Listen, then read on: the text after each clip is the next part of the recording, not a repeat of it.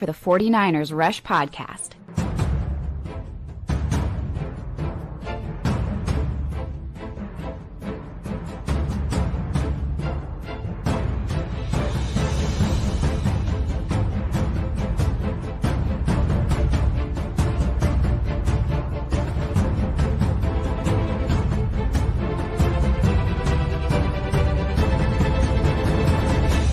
And here's your host, John Chapman. What is going on, faithful? This is awesome. It's Thursday. It's the Coach Approach. We've got a whole bunch of stuff to get to, but first, I am joined by the legend, Ant, 49ers Cutback. How you doing, brother?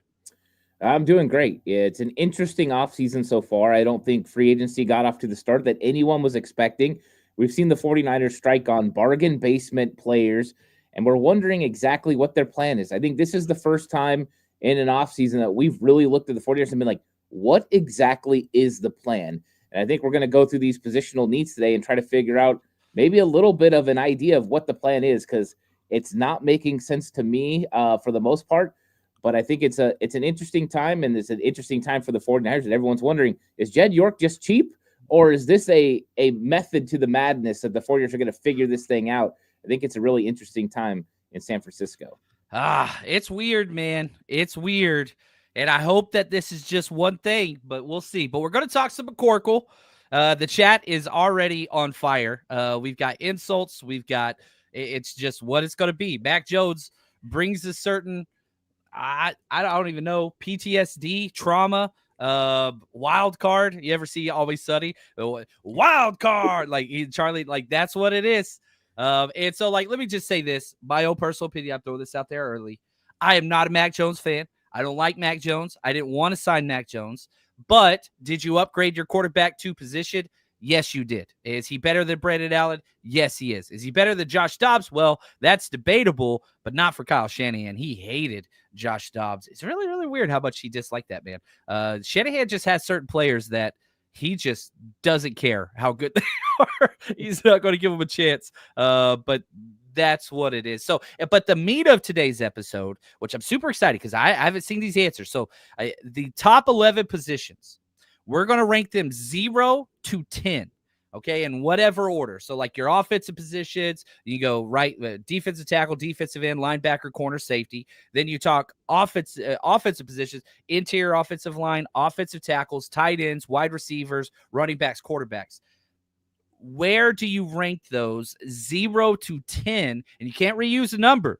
So you for me, this was hard because I went through and rated them. I was like, nah, that's not right. This one's more than this one. So I haven't seen Ant's answers. He hasn't seen mine. We're going to go through.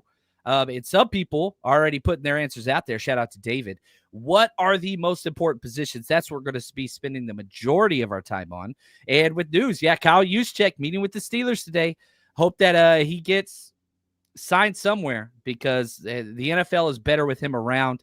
And right here, Niner Faithful. It's just going to be weird seeing all the departed players wearing new jerseys next season.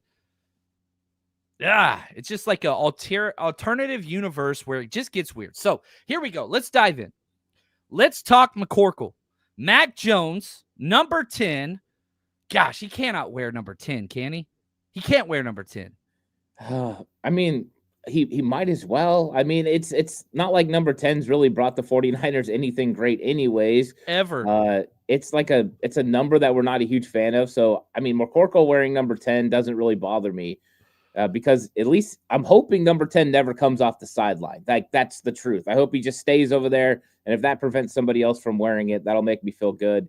The only hope for number 10 was Cooper Kupp. We know that's probably not going to happen, but I'm saying that's the only legitimate number 10 that I can see out there that would have a shot. But when it comes to, what you're going to get from McCorkle, you're going to get a guy that's going to be able to play within the offense. And I think that's what Kyle Shanahan's looking at. We talked about this before when it came to Sam Darnold. Kyle Shanahan and his dad had looked extensively at Sam Darnold in that draft process. I knew 2021 would be another draft process because of the Trey Lance and all the decisions there, that they looked really deep at every single quarterback. So they knew these guys inside and out. There's a reason Mike McDaniel went Zach Wilson. There's a reason that Kyle Shanahan went McCorkle. And I think you're getting a quarterback that is going to efficiently run the offense. You're not going to see anything dynamic. You're not going to see anything deep down the field. no athleticism really. There's not anything tremendous about him. He just processes, gets the ball out on time. And I think that's what Kyle's looking for in the backup quarterback, somebody that can run his offense and be efficient and try to help you win a couple games if something happens to Brock, heaven forbid. Yeah, and, let's get through some of these questions on Mac because, again, Marco comes out. Do you guys think hiring a Mac Jones confirms Kyle really had him? No, I'm not that tinfoil. Kyle Shanahan I still think is. Now, his pocketbook might be limited in what he can spend on. He gets what he wants. He's the one that hired the GM. I don't think that he was talked out of anybody. I think Kyle said that he liked Trey Lance. He liked Mac Jones. They swung for the fences, which was the right call. Was Trey Lance right? No. But I would much rather take a team. If you're going to trade 3 firsts, you swing for the fences. You don't take the layup. And Mac Jones is exactly what I thought he was. Here, I want to pull up. I pulled my pre-draft write-up on Mac Jones. This was before the first round of the draft, wherever he goes, right? Efficient. Ant talked about it. Best pass efficiency rating in NCAA history. He was off the charts. Led the NCAA in completion percentage, 77%. Passing yards per attempt, 11.3. I mean, great. Loves to attack trail man coverage. That's his, go-to. You're not going to see a lot of that for the 49ers. Read progressions, A+. Very common to see him get through 3 reads on a given play. Can read the entire field, left to right, right to left. Not a lot of arm strength. Much more of an anticipation thrower. Stop me if you heard that before with Shanahan quarterbacks. Catchable deep ball, but don't expect 60-yard bombs. Amazing at limiting negative plays. We did not see that in the NFL. That changed big time. But probably my favorite thing that I wrote about him was my player comp. I said Joe Burrow, but without the movement, without the wow factor, and without the arm strength. That's who he is. He is efficient, but his NFL trajectory has not been that. He was at his best his rookie year. It has just gotten worse every single year for 3 consecutive years. So what are your thoughts quickly? Because I don't want to be too dismissive. Kyle Shanahan said he really liked Trey Lance. He really liked Mac Jones. He went with Trey Lance. Do you put any more credit to Kyle Shanahan got talked out of taking who he wanted? No, I don't think so. I think he always wanted Trey Lance in that situation because Trey Lance was the potential Josh Allen. There was nothing about Mac Jones that said he was going to be an elite quarterback, just said he would be an effective quarterback. And he was always kind of more in the Jimmy G type realm where if you have the parts around him, he can win football games. But the question was, is he going to be able to win the big games?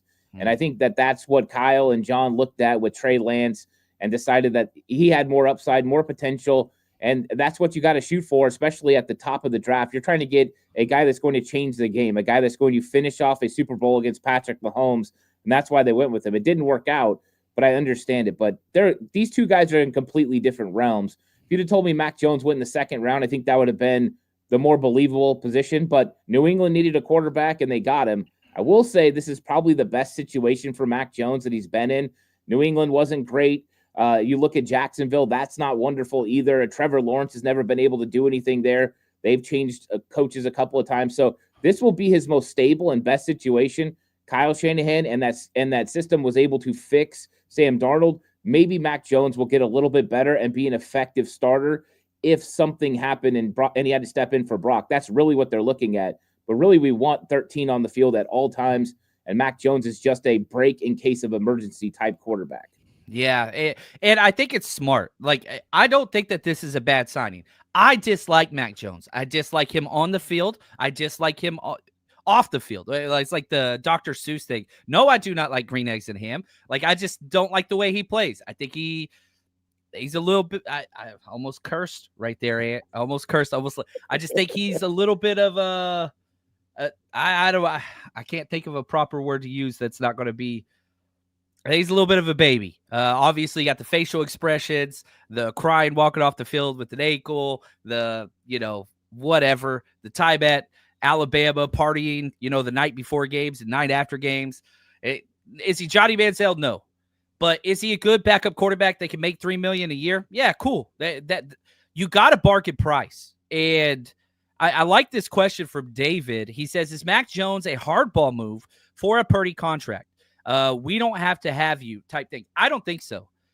I do think that this is a quality backup, and it's not just a 1-year signing. It's a 2-year deal. So it's not just the get Sam Darnold, flip him for a comp pick, whatever else. I think that Kyle Shanahan legitimately likes Mac Jones, and I think that he is a fit in this system. Progression. You're getting somebody that's very similar to Brock Purdy. Now, he has a stronger arm than Brock Purdy. I think almost everybody does in the NFL, but it is definitely not top 80% arm strength. Like, you have two of the weakest arm quarterbacks in the NFL that are anticipation type throwers. He's not near as athletic as Brock. He's bigger, but I do think that he fits Kyle Shanahan's scheme. And so the fact that he could practice, you don't have to have, like with Josh Dobbs, you have to have a different set of play calls. With Trey Lance, you had a different. No. This is, I ain't changing any play calls, any scripts. You go run the same damn thing. So I think from a fit standpoint, I get that. I totally understand.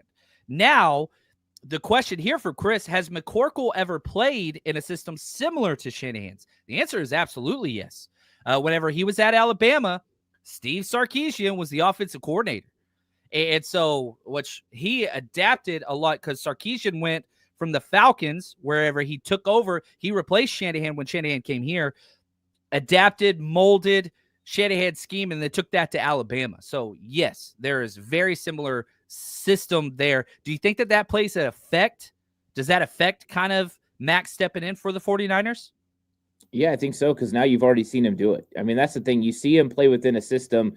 It's easier to translate it when you've actually seen it happen. So having familiarity with the system's key, but the things that you brought up in your draft breakdown are the reasons why. The anticipatory throws, the types of things that he does within the pocket, the ability to read side, from one side to the other. It's not a 1-2 guy. There's a lot of quarterbacks that come out of the draft that are 1-2 guys, and then they got to run. Mac will sit in the pocket and go through the reads. Now, if somebody gets close to him, he's going to make a business decision. That's one difference from him and Brock, is this guy will go down. Brock will fight for everything he's got. But maybe that will kind of, I guess, bleed out into McCorkle, because Brock is going to fight for everything. I don't know. McCorkle's an interesting guy. I just remember him dancing in the Pro Bowl and doing all those things. He's an awkward white guy. I mean, that's just the best way to say it. He's a fun quarterback as far as that goes. So he's kind of interesting, but I think he fits, and this is what Kyle has wanted for a while, is to get quarterbacks that make sense. And right now, I mean, and this could change with Deebo Samuel being gone and with the backup quarterback being very similar to Brock. It doesn't look like there's going to be very many changes in the offense as far as what your game plan is going to be. Everyone can kind of do everything you need to do. So that will be easier for Kyle Shanahan to plan out his game plans. He doesn't have to have special things for the quarterback, special things for Deebo. That'll make it a little bit more consistent.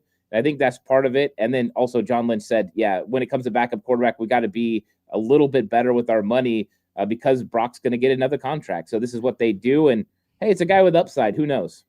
He got a lot less than Sam Darnold did, than Josh Dobbs did. Dobbs was pretty much on par, but this is a value. You're paying one of the lower contracts for quarterback 2 in the NFL. And that's on par with this offseason, is we are only going after cheap players. Literally day one of big-time free agents, and you're signing guys to almost vet minimum deals. The only team really in the NFL to do that. So I think that this plays into that. And it's a 2-year value deal. And I will say this, whenever you brought up the Pro Bowl, the hardest he has ever played is when he knew nobody would hit him. Like, that dude falls down and cries and literally just scared of contact. And that was who he was at Alabama too. So he was that way with the Patriots. He was that way with the Jags.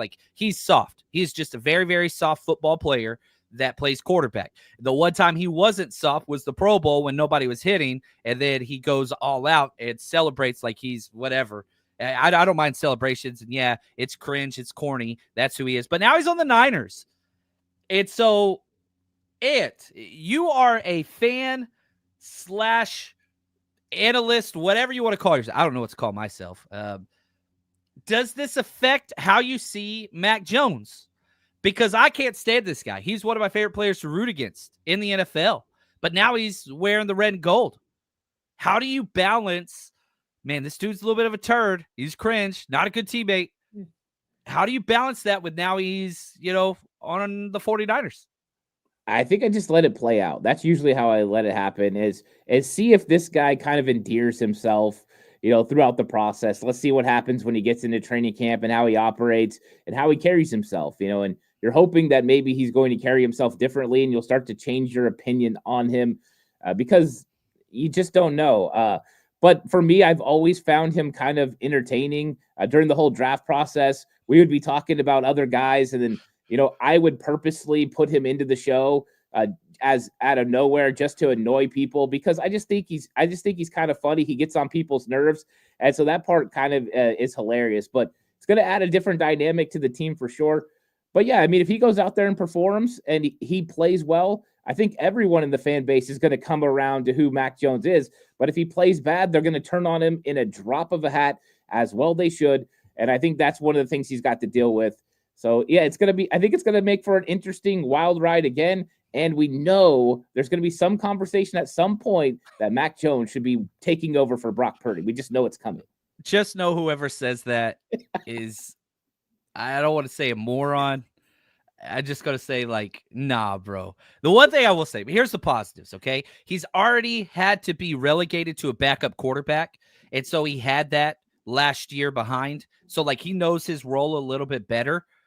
I don't think that he's going to be coming in, hey, it's mine, I'm competing. I don't think that's the case. You look at the contract, that's not the case, especially when Brock Purdy still gets done. But the thing is experience. Yeah, he is young. He's 26 years old, but he started 49 games. That's 13 more starts than Brock Purdy has. He has played football. A considerable amount of football. He's never been on a team as talented as the 49ers current roster. Yeah, you heard me say that. He's never been on a team as talented as the 49ers current roster, especially offensively. So could he plug in and be a piece? For sure. For sure. But I'm not a McCorkle guy, but hey, hopefully he plays great for the 49ers. Nobody would be happier than myself. Now, shout out to my man Applesauce. He says, John, it's the San Francisco Draft Day Rush Road Trip event. Quote, big night in North Beach. You promised at the Big Bears game. It is. It took a long time. We'll talk off camera, but the draft is how the 49ers are going to build everything, Ant. And I'm so excited because Ant and I were just talking off stage. He's going to be there. So if you want to come join the faithful for a live 49ers Rush event in downtown San Francisco, here are the details. I am so excited. The 49ers Rush Road Trip is heading into year 6. We started back in 2019, and we're coming home to the Bay Area. For the draft, we're going to be live downtown in the North Beach area at the historic Broadway Studios for day 1 and day 2 of the NFL draft. So come join us. We're going to join the faithful live broadcast of draft picks as they are coming in live time with full TVs. We got big screens. We've got trivia. We've got giveaways and much, much more. Doors will open 1 hour before the draft starts on both days. And if you're coming from work, no worries. If you buy your ticket, automatic guaranteed entrance, show up whenever you can. Kids get in free.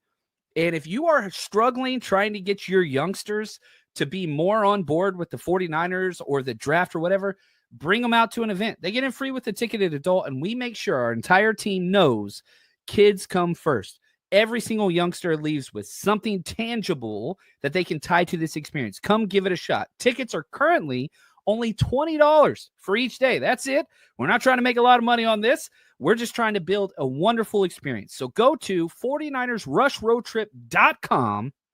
Get your tickets today for day 1 and day 2 of the NFL draft. Prices will go up, but with where they are right now, just $20 a piece and kids getting free. Join us, 49ersrushroadtrip.com.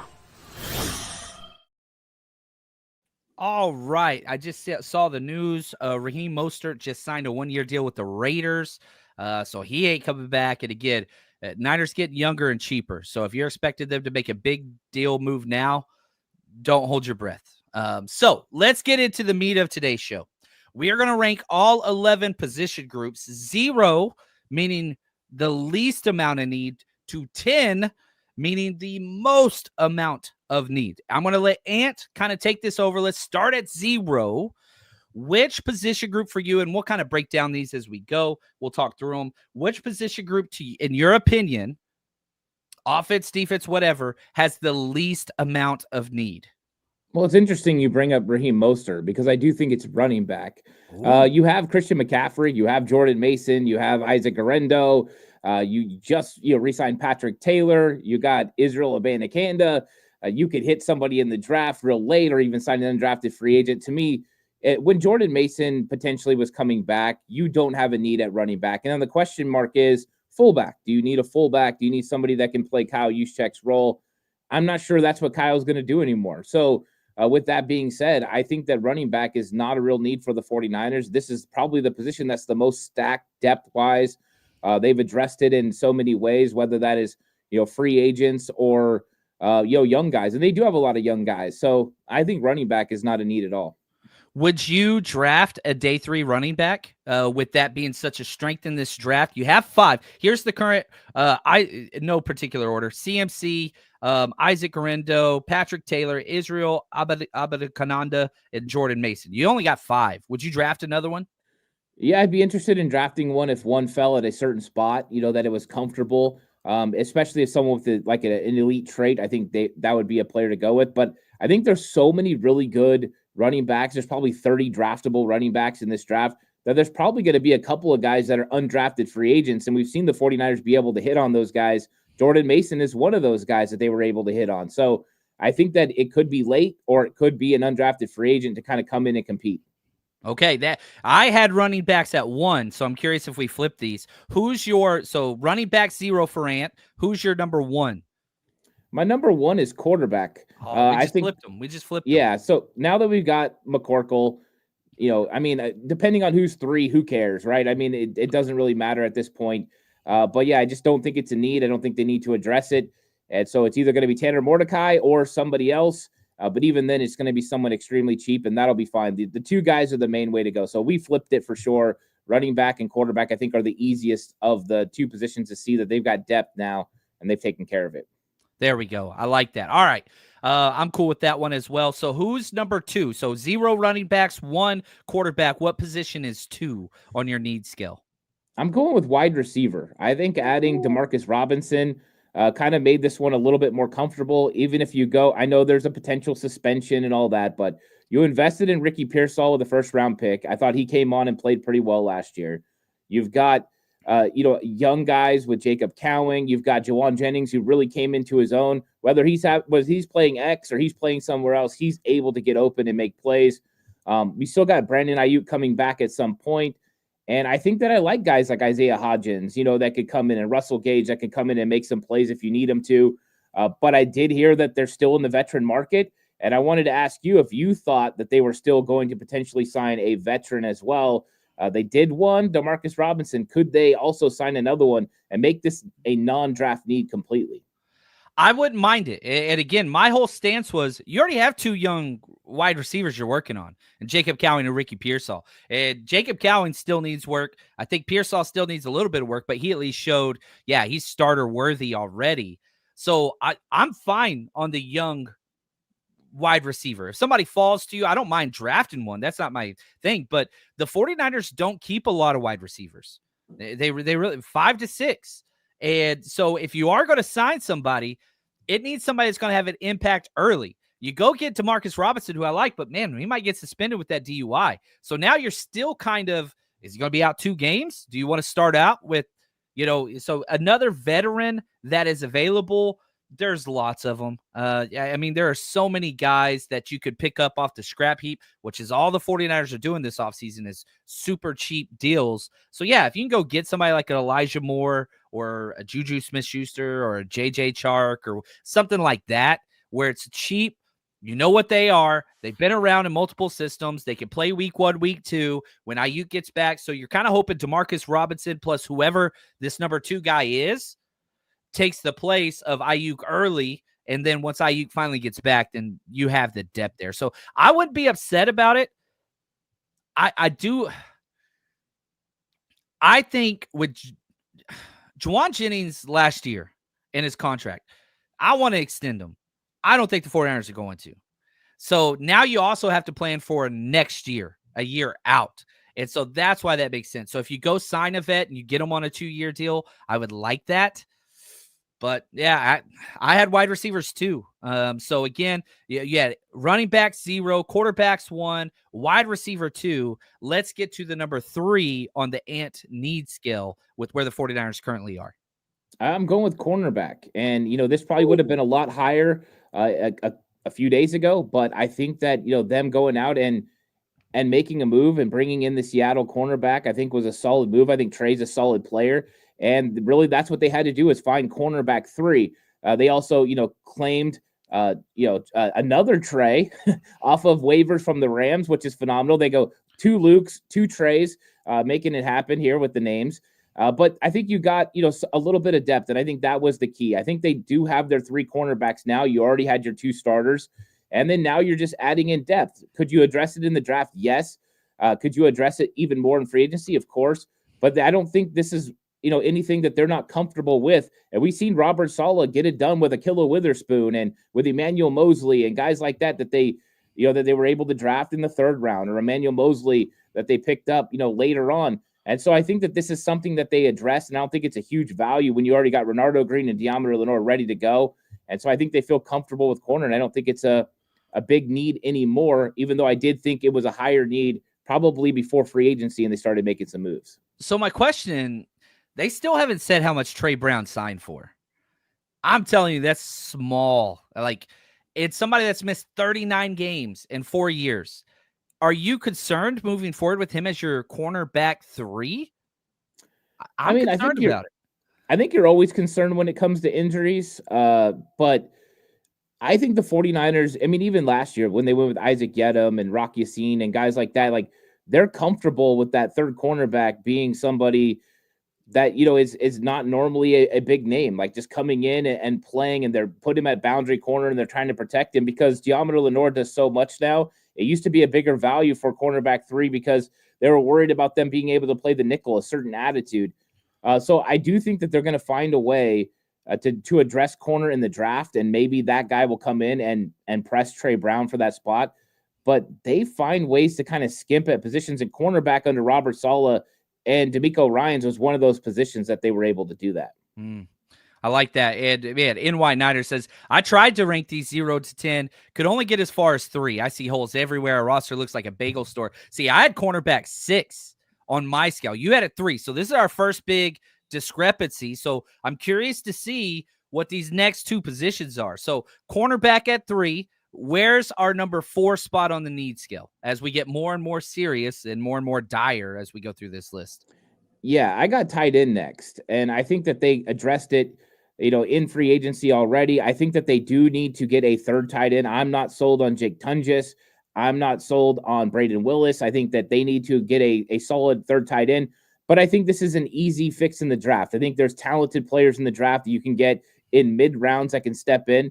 A lot of them are better pass catchers than blockers. You already have your blocking tight end. So now you can get a pass catcher who can develop as a tight end, and you could use those guys and develop a nice tight end there. And so when I was doing my rankings, I tried to find, if you were 1 or 2 deep or you had your starters, I tried to keep it a little bit lower on the scale if you're filling in depth. So that's kind of my thought process. And I thought tight end, it could have easily flipped with cornerback. I thought those ones were really close. I just thought that they've added so much depth recently that it's less of a need. But I still think we need a 3rd tight end for the 49ers to move this one even further down. Yeah. The tight end class is crazy deep, and there's so many guys. I want to move tight end. If I could have like John Chapman, you can have any player that, in the 3rd round or 4th round or whatever, it's Harold Fannin Jr. Like, I freaking want him so bad. And if you want the fullback role, and like I still see people post, oh, well, Luke Farrell's going to be a fullback role. And I'm just like, you have not watched his tape at all. You have not looked at his alignment at all. That is not what he brings. And I see the same stuff about Trey Brown saying, oh, he's going to be nickel. He's 5'10". That dude is as far from a nickel corner as you could possibly get. He's an outside only corner. And so, like, I don't think that the fit is there. And I had tight ends 3. So you had them 4, so we're kind of in agreement there. Now let's take us to 5. What is the 5th most need position for the 49ers currently? I got safety. I know that we've been bringing in everyone. We'll see what happens with Juan Thornhill. I know he's coming in for a meeting with the 49ers, and they've addressed the depth of safety at least, which I think was a question mark. I'm still not sold on the starters, but we have 2 starters. And I think that that's something that you look at when you're looking at need. So now you could, with the depth and the starters, you could go into the draft and make this more of a luxury. I would still love to see them go get an Andrew Makuba, or go get, Jonas Sanker or somebody in this draft that could come in and compete, because I'm not sold on Jair Brown right now. But I think that this is still a position they've addressed pretty heavily in free agency, and I don't think it's as big a need because they've taken care of the depth issues. Yeah, and I'm not sold on Jair Brown, but part of me wants to just chalk that up to Nick Sorensen, put him in the worst possible situation. Every single player on the 49ers defense got worse. Rookies, you don't have the continuity there. But Diamador Lenore was the only player that improved last year, I think, defensively. And that's because Nick Sorensen was his position coach the year before. So Nick Sorensen factor is gigantic. We have good tape from Jair Brown. I do want more speed. And if you look at Richie Grant, he's quick. He's a 4.4 guy. So you did address the speed there. I'm not sure if George Odom's going to be on this roster long term. I could see him being released relatively soon, but we'll see. I know he's got an option coming up. We'll see here. Right here, Alan says, we do, I think he said, not have a starting free safety. We do not. We do not. So yeah, that is a need. You said safety 5. I said safety 4. Close again, my friend. All right, let's do number 6 for you. Interior offensive line. I think that they addressed interior offensive line with Ben Barch. I think they still like his upside and value there. They have Spencer Burford. They have depth at the position. They have Nick Zakelj potentially. One thing about Nick Zakelj is he was very solid last year as far as pass blocking in the games that he got in. That he was very, very good. PFF over a 70 grade in pass blocking. The run blocking still needs to get better. He's in the 50s. It's not great. But they've got some potential there. I think you see Matt Hennessy. There's some potential there. We need to upgrade starting positions, right? You need to upgrade center. I would love for them to upgrade guard even over Ben Barch and get a consistent guy, Donovan Jackson, Arianti Ursary, somebody like that could step in and be an absolute beast on the inside. But right now, I think that they're comfortable with it, and we at least have starters across the board and depth. And we could question how good those starters are, but they at least have it. They've been serviceable so far, good enough to get them to the Super Bowl. And I think that's something to consider in my rankings. David R. asked me a question email that he wanted to talk about with you. What are your thoughts on Nick Zakelj playing center? Because I know the first year he didn't, second year he did. He got benched. I think we were sitting next to each other that day where he had 4 bad snaps and they just pulled him from center in the middle. It was inside drill or something. They're like, dude, get the. And then the next year he comes out last year, actually improved pretty consistently. Does he factor into that center role? I think he does. I think center is actually his best position.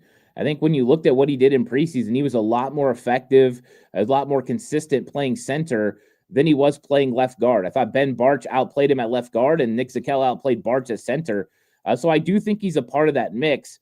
I think it's a 3-man dance there right now. Jake Brendel, Matt Hennessy, Nick Zakelj. This is Zakel's last chance to prove it. Do you put Drake Nugent in there, or is he not even being considered? It's still a developmental play. I know a lot of people love him. I think he really struggled with the arm length. When I saw him at training camp last year, it was a definite struggle. We've seen guys make huge jumps from year 1 to year 2, so I don't want to count him out. I don't want to say don't consider Drake Nugent. I just think it's really difficult. Whenever Chris Verster talks about he's on the brink of having too short of arms altogether, that makes you a little bit nervous. But he has the intellect, the football IQ. He can definitely do it. But if you look at him and Nick Zakelj, for instance, a stark contrast between size, 6'6" with the long arms versus, a guy that's got little short arms. I just think they're completely different players. But I like Drake Nugent enough to let him be a part of that process. But I have a weird feeling that Matt Hennessy is going to be really pushing everyone for that position, and I hope I'm right. I really hope you are. I would take anything. And it's funny whenever I'm listening to you explain Drake Nugent and his struggles, I'm like, dude, we've seen that from our starting center for 3 consecutive years. And so, I put interior offensive line 7. You said 6. So I was 1 more on the need scale there. But I don't think the 49ers are going to address this position. I don't think the 49ers are even going to draft a guard or a center. I think if the 49ers do draft an O-lineman, it's going to be a hybrid guard tackle, and they would put him at left guard first and then flex out to tackle. But I completely disagree with that assessment. However, if I put my Chris Forster lens on, yeah, he's going to have children with Jake Brendel, how much he loves him. And that breaks my heart because I think it's the worst starter of all 22 on this current roster. And there's some bad starting positions, some bad ones. So that was your interior offensive line. You had 6. Let's do 7. It's tackle. You just lost Jalen Moore. He moves on to Kansas City. Now you need a swing tackle. And I'm not sure the 49ers have it because they've been drafting all these guys that are offensive tackles that need to move inside. So I don't think they really have that guy. And I know people have brought up like Austin Pleasance. That's, definitely a possibility. But I think that they need to address it. This is why your thought process of them drafting an offensive tackle or a hybrid guy makes a lot of sense. Hey, go get my guy, Donovan Jackson. He'll fix both problems. He can play left tackle. He can play guard. And you have a guy that can do it. But they definitely need to address the position. And like I said, whenever there's a hole, and that the tackle position right now, there's a hole behind Trent Williams and Colt McKivitz. That's where I think it elevates over interior offensive line because at least those holes are filled. So they need to figure this thing out, and they need to get someone. My guess is it's going to be either a low-priced veteran or somebody that they hit in the draft that they believe could be that guy. We've seen him do it in the past with guys like Justin Skule or even Colt McKivitz, guys that could step in and then eventually become starters. I think that's probably what they look for in this draft, a mid-round, 4th, 5th, 6th guy that can step in and play that position. And I think that they are going to keep that open. They met with a lot of the top offensive tackles, and I don't think that they're going to shy away from that position. But if the board doesn't go their way, Justin Skule's out there on free agency right now. Like, you could bring him back. He's had his experiences, bring him back. I think he could play pretty well in that spot. Andre Dillard, like there are guys, Jedrick Wills, there are guys that you can go get to be that swing tackle role. But man, I would much rather be a high upside rookie that could flex to guard early. And then when Trent walks away, move to that left tackle spot. And again, I know we've talked a lot of draft and we haven't today, but if you had your pick, let's say Mimbu's gone and you're looking at Will Campbell, you're looking at Josh Simmons, you're looking at Kelvin Banks, who you picking? I have to pick Kelvin Banks by process of elimination. I don't know how many people are going to see Will Campbell as a starting left tackle in the NFL. Like, I think that's a question mark. And then I think when you look at Josh Simmons, the injury concerns are just too risky right now. I mean, maybe he's going to go to his pro day and he's going to show out and all of his medical is going to check out. But I think that's still going to scare a lot of teams away from Josh Simmons. So I would probably go with Kelvin Banks, even though I do like Kelvin Banks. I think he's a perfect fit for the 49ers scheme. He is a guy you could stick at left guard next to Trent Williams, and he could win there. Or you could just have him be the understudy, and he could be that swing tackle. If something happened to Colt McKivitz, he could step in and play right tackle, no problem. If you wanted a competition, you could probably do that as well. I just don't know if they would want a rookie offensive lineman on the outside initially if they didn't have to. But yeah, Kelvin Banks would be the pick. I like it too. And if you want to bet who goes first overall or certain players to certain teams, this is where you got to do it. If you're serious about sports betting, you need a sports book that actually works for you. And that's why I use MyBookie. I've been working with them for over 5 years now. And MyBookie, you're in control. Better odds, better wins, less hassle than other guys with the biggest selection of player bets and prop bets. Early cash out options, live betting lets you jump in at any time. So if you miss it before tip-off or game time starts, guess what? You get to play your way. Whether you're locking in picks pregame, riding the action live, MyBookie makes sure you always have access to the action. It's not just sports. MyBookie hosts the party that never ends with full-fledged casino. They've got everything from blackjack, roulette, video poker, slots, you name it. So if you're new to MyBookie, sign up now with promo code 49ERS or use this QR code next to me. Get a deposit bonus up to $2,000. Remember, gambling's a marathon, not a sprint, and it's all about building up your funds over time. Don't settle for second-rate book. Bet smarter, win bigger, only at MyBookie. All right, we got 3 positions of need. The biggest, and guess what? I hate to say it on my list. These are the 3 biggest positions as well. These are my 8, 9, and 10. So we're in agreement here. And the remaining positions in no particular order. We'll go with 8 first. But the 3 remaining positions, you've got defensive tackle, you've got defensive end, you've got linebacker. So, Ant, which one is your number 8 biggest need on the roster for the 49ers currently? I went with linebacker. I think Same. with Drake Greenlaw moving on, you got D Winters, and I love D Winters in coverage. I think when it comes to playing nickel, which they're going to be in 70%, 70+% of the time, he's going to do great. And I think that's really great. I think the problem is when you're going against teams that want to load up and run against you, how is he going to play against the run? That's my question mark. Dre was a monster at stopping the run, a secure tackler. D Winters has great instincts, but I haven't seen him be able to finish consistently and make those plays and be able to shed blocks and those sort of things. And then I just have a question about Sam. I know Curtis Robinson's coming back, but he's coming back off an injury. They weren't really willing to give him that spot last year. Is he ready for that role? Where's Tatum Bethune in his development? I mean, this guy can stop the run, but in coverage, he's a little bit of a liability. I've seen a lot of him. I've watched Tatum Bethune, over and over in college. So I think that they need more depth at the position. I think they could use an actual starter at one of those spots, whether it's Will or Sam, to really stabilize that linebacker group. That's why I'm a huge fan of a guy like Geod Campbell in the draft. I don't know if they would go round 1 for Geod Campbell. I do think he's going to go in the top 20 now, but I think that dude's a beast. I think there are other good linebackers in this draft as well that could come in and step in. But yeah, that's kind of one of my draft crushes. I'm convicted about him. I like him a lot. Okay, so if we stick with this idea that it's an 8 need, which is crazy because you have youth. You have D Winters, you have Tatum Bethune, you have Curtis Robinson, you have Jalen Graham, you just signed Luke Gifford. You have the bodies in the building, but both of us see this as a level 8 need. So is Demetrius Knight, 2nd round pick, is that too early for him, in your opinion? I think it is too early for Demetrius Knight. I think he's kind of moving up boards a little bit. I always thought he was more of a 3rd round pick. Pick 75 for the 49ers would make a little bit more sense, but he is a guy that flashes. He's got a lot of speed and athleticism. He hits hard. So, I mean, he's going to translate to a lot of people's teams' thoughts and needs at linebacker. I wouldn't go 43 for him. I think there's too many really good players. And I think there's some guys you could get later. Yeah, they're not Knight, but you got like Jeffrey Bossa. You got like Teddy Buchanan. You got Chris Paul Jr. Like, these guys could step in and you didn't say Carson Swissinger, and so I'm going to get offended. Do you not consider him in that category, my friend? No, I do. I do like Carson Swissinger. I kind of think Carson Swissinger is probably going to go at the end of round 2.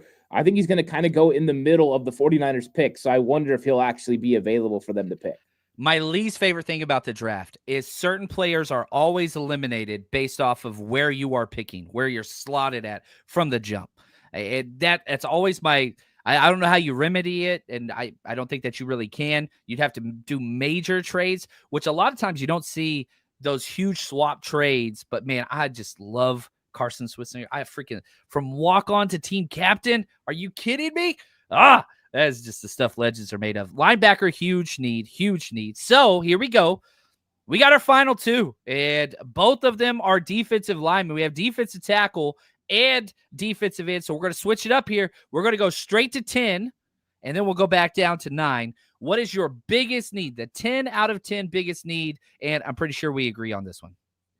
It has to be defensive tackle. Yeah. With all the movement, Malik Collins gone, Javon Hargrave gone, there's just a lack of depth. And I think it's not just depth, but you look at it and we don't have a single starter at defensive tackle right now. Not one. No, Kevin Givens is not a starter. I like Kevin Givens as a rotational piece. I don't mind him. Jordan Elliott, I don't mind as a rotational piece. I don't want either one of those guys starting. Evan Anderson is a nice young player, but he's a 2-down player. He's not going to rush the passer. That's not what he does. And then you look at Kalia Davis, and besides the one preseason game where he got hurt, we haven't really seen him flash and make plays. There's every once in a while. So I think the 49ers really need to revamp this entire room from starters all the way to depth. And I've said this for a while. We needed to where one of those guys, either Evan Anderson or Kalia Davis, aren't good enough to make this football team for the defensive line to be good enough to really make some headway this year. They've got to reshape this D-line. And yes, this is the perfect draft to do it. You've got so many really good defensive linemen. It doesn't matter if you need a plug defender or you need a 3-tech that can get in the backfield and make plays. You need guys that can do both. They have it all in this draft. So if ever you were going to go big on defensive line, this is it. But yeah, this is the most bare room that I've seen the 49ers have in a long time. It's rough, man. You got 4 pieces, but as you said, none of them are starters, all rotational guys. So let me ask you this. If you had to start, we only got 4. Who are your 2 starters currently on the roster? Like, you've got to send your unit out there, your starters. Who are your 2 starters right now? It's tough. I think it's probably Kevin Givens and it's probably Jordan Elliott for the mere fact that, he can somewhat do both. I wasn't a huge fan of his play last year, but I worry about Evan Anderson being able to put pressure on the quarterback. And you don't have Leonard Floyd anymore. I know that's a different position, but at least with that, you could pull Evan Anderson off the field and you could have put Yetur Gross-Matos in to rush from the inside. But I just think that right now, those will be your 2 starters, which stinks. I think if Evan Anderson improved, which I think he will improve from last year to this year, maybe he could step in on downs 1 and 2. But I have real question marks about whether he can rush the passer consistently. I just didn't see it last year. No, he's a 2-down player, but he's good at that. I think that's huge. Appreciate the super chat from my man, James Montgomery. Thank you so much. He says, would you trade Ayuk right now for a starting caliber defensive tackle? I think this is the question, and I know it's splitting hairs here, but are we getting an elite defensive tackle, like somebody that's going to dominate football games, somebody that's going to change his defense, or are we just getting a starting caliber defensive tackle, right? That's the difference between getting Malik Collins and getting somebody that can go in there and completely wreck games. I think that's the question mark. But I think the 49ers would consider it. Potentially, they don't mind moving off this contract, and taking care of defensive line is definitely something, they'd be willing to do. I just don't think Brandon Ayuk currently with the injury holds that much value on the open market. I think teams were interested in Ayuk right now because they thought they were going to be able to kind of take advantage of the 49ers and get him pretty cheap. I don't think that's the case. I think they're going to wait for Ayuk to come back, but it'd be tempting for the right defensive tackle. I just don't think that it really makes sense, and I don't see a lot of player-for-player trades anyways. I know. I wish there were. If they just made the contracts 100% guaranteed, then you'd get the basketball, baseball trades that you see, which I love. But yeah, with NFL owners and the dead cap and all that stupid stuff, it just makes it so hard. So yeah, in essence, yes, I consider defensive tackle and wide receiver on the same playing field as far as premium position tiers. I think that they're equivalent to each other. The problem is selling damaged goods. I don't like selling low. You already paid out so much dead cap. You're already the dead cap kings. The 49ers have over $100 million dead cap this year and next year combined. You're paying $100 million salary cap to players to play for other teams. This would make it even worse. So I think you got to stick with Ayuk at this point. Now, the good news is this draft is loaded with talent. And so before we get to draft talk, sorry, I gotta pace myself here. We haven't talked defensive ends. That's our number 9, our second most important thing. And man, release Leonard Floyd. You were in the market for Bosa, but you didn't want to pay up, so you lost him. I don't think that was a bad decision, by the way. But yeah, you have literally Nick. Here's the defensive edge on your team currently: Nick Bosa, giant gap. Sam Okuanu, Alex Barrett, Robert Bill, Yetur Gross-Matos. You want to put him in there? We'll see. I'm not sure if he's going to stick around. Drake Jackson, Teron Jackson, Jonathan Garvin. Outside of Nick Bosa, this is the worst defensive end group in the NFL. Yeah, I think that this is tough. I was surprised that the Floyd release happened without a Bosa signing or without a difference maker at defensive end signing. I thought that was interesting, but ultimately they have some sort of decision to make there. Now, we know Floyd was over 30 years old. They are trying to get younger. Yetur Gross-Matos is still a pretty young guy. So I think it makes sense why they decided between the two to go with Gross-Matos. And I think that they think his season last year was derailed because of the injuries. And I don't think they're wrong. I think he would have had a better season if he would have been healthy the entire time. But it's become a big need now. I think it could be addressed still in free agency if they can find the right price for the right player. There's still some guys out there. And then I think you have to address it in the draft. But we've been talking about this for a while. There's some really good defensive ends in the first 3 rounds. I think there's some guys even later on that could be niche type players, guys that bring, pressure off the edge. You're talking 4th round. You could get a guy like Hugh Robinson from Alabama that can bring pressure off the edge. So there's guys in this draft. And, we've been talking Nick Scorton, Michael Williams, like all these guys. Those guys are all still in the mix for the 49ers in round 1. They could absolutely go edge and play somebody next to Bosa and have Gross Matos as the backup. But it's a position of need for sure, because I don't think we know who the legitimate starter is opposite of Bosa right now. I would lean towards Gross Matos, but I don't feel confident in it right now. Robert Beal Jr. is not going to be a starter in the NFL. So I don't really know where they go, but I figure they got some sort of a plan. I'm just having to trust. That's one of the things that's frustrating about this process. We don't know what the 49ers plan is right now. Yeah, you look at Yetur Gross-Matos ranked 111th out of 119 edge players last year. My 2 starters would be Sam O, opposite of Nick Bosa. But again, he's a good player, but he's an undrafted free agent that performed well over. And so, yeah, maybe if Yetur gets healthy and plays to his whatever, that's fine. But it's rough, man. That's huge. Right here, we got a super chat from Bear Niner. He says, quarterback aside, picking some of these lower string free agents caused them to pass on higher draft talent. Which position would you worry about this happening? Linebacker's one of the ones for me. You got a lot of bodies in that room and a lot of young pups and a lot of potential. But, yeah, I'm a little worried they might not draft another off-ball linebacker thinking because they went and got all these younger guys. What about you, Ann? Is there a position where you're like, they patched it, but they still need to address this early in the draft? Yeah, I think that, linebacker is one of those. I think it is because I think Robert Saleh and D'Amico Ryans, that grouping together, did such a great job of identifying late linebackers and then developing them into really good football players. You just look at, Dre Greenlaw, 5th round pick. You look at Azeez Al-Shire, he was undrafted. And so I think that they might fall into that thought process. And I do think that there's guys out there. There's a guy that I love from Memphis, Chandler Martin. This guy flies around. He makes plays, a little undersized, but you're talking about a guy that drops the hammer and finds ways to make plays all the time. He just seems like a 49ers guy. So I could see them going later in the draft for a linebacker and thinking they could develop them into a starter. Same way they did with Tatum Bethune. Maybe they see something in him. So linebacker does make sense, even though, man, I wish they would go higher. First 3 rounds for linebacker, get somebody that can step in day 1 and make plays for your football team. Linebacker's my favorite position. It's my favorite. Now, the one thing that is kind of saving grace is linebackers, off-ball linebackers always fall in the draft, almost always. And so if that takes place and you can spend, a 4th round instead of a 3rd or whatever else. But, yeah, I really, really, really want to draft a linebacker at some point in this draft. I just think it's too important. Now, sticking with that same concept, Alan asked this earlier. Appreciate the question. John, does Mac Jones make you change your stance on acquiring a day 3 height, weight, speed prospect? It makes me push it back. And again, my philosophy is this.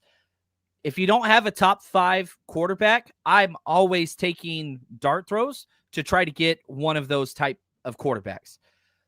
I believe Brock Purdy can be a top 5 guy, but he's played above his talents. Again, not a strong arm, not big, not fast, he's quick. I get that. But I would love to take a guy late. But this does push that back. Whereas before, if you took a 4th or 5th rounder, I'd be cool with that. Now I'm like, okay, 6th, 7th rounder.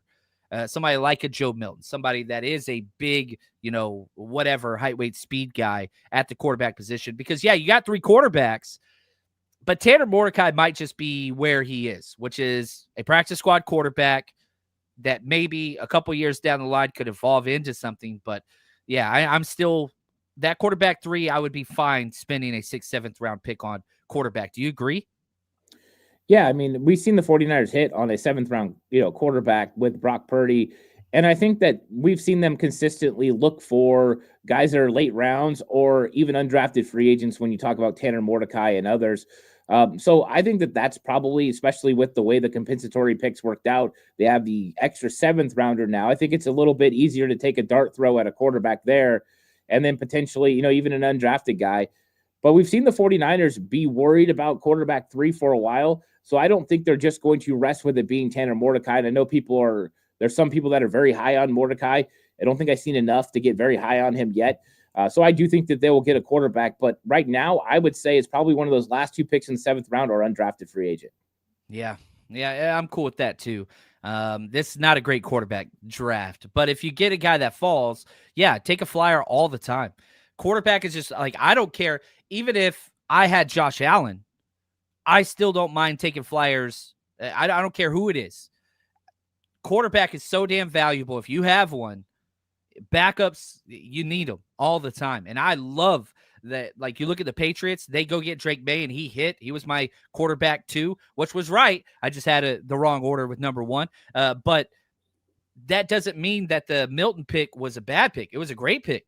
And so, yes, there is always need for quarterbacks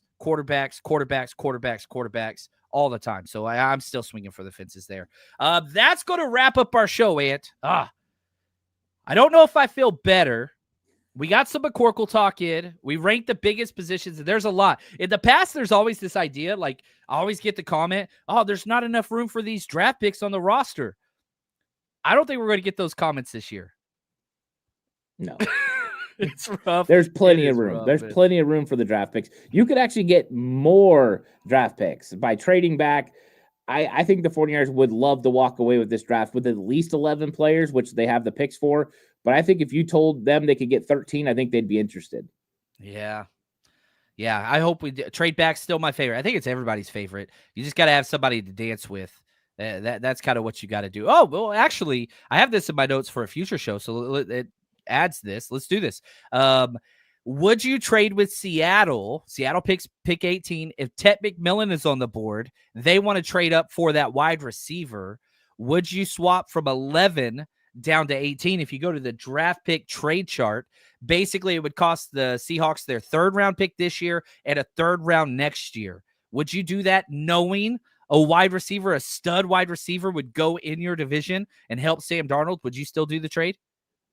Yeah, I would, because I'm always thinking that me getting the picks that I'm going to do more than they're going to do.